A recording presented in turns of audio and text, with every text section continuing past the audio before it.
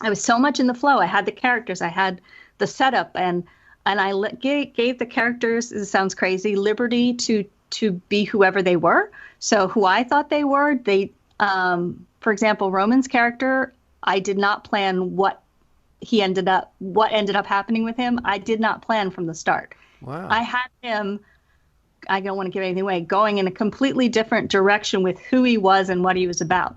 And as I was writing the story, I'm like, oh, that's not who he is at all.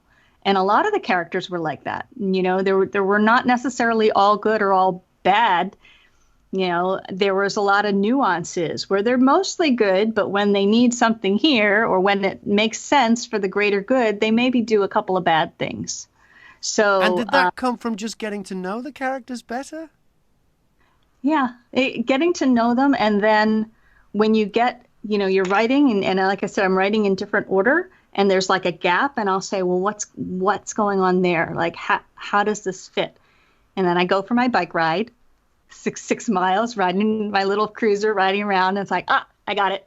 And then I go back but yes, I do have a ridiculously strict schedule for myself as far as, work for Birdland, contract work that I'm doing, work to set up the coaching business, which,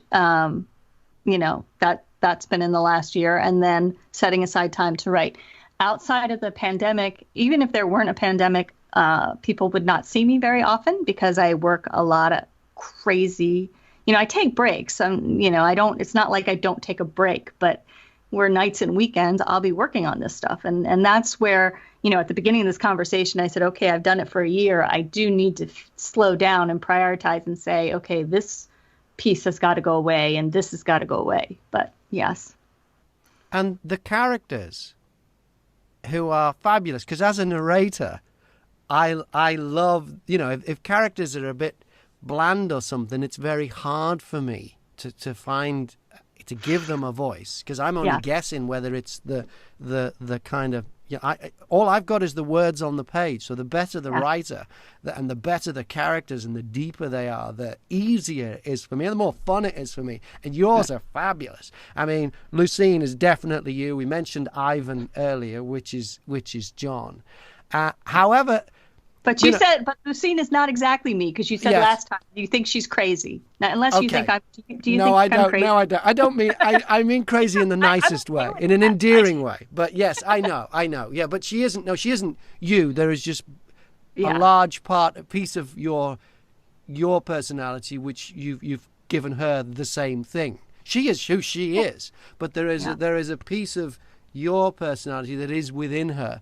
I get the feeling she is more, I want to say independent, but that's the wrong word. She's more feisty, I think, and wants her own way more. I think you're a bit more easygoing than she is. Probably. Yeah. Yeah. But I see, having, we don't know each other that well, and we've only ever spoken this way. But as I have more to do with you and more to do with with narrating your books, is I see other parts of you in some of the other characters. Like I see little bits of you in Tanager, I think. Yeah. And Tanager and Fatima for sure, and Isabella. Yeah. And it was Tanager, Odessa, by the way, I have to tell you, and I know I mentioned this before when you said about the characters.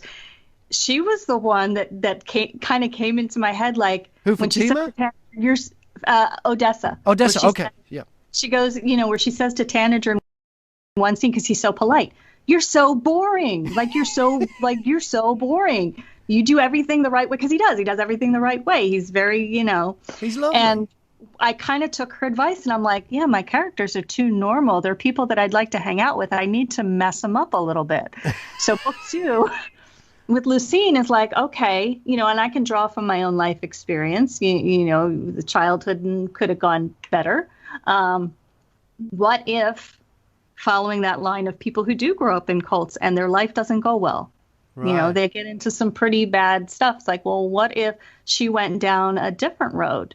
How bad would it be? What would happen to her? And that's kind of how she developed a lot of that, the things that she goes through in the second book.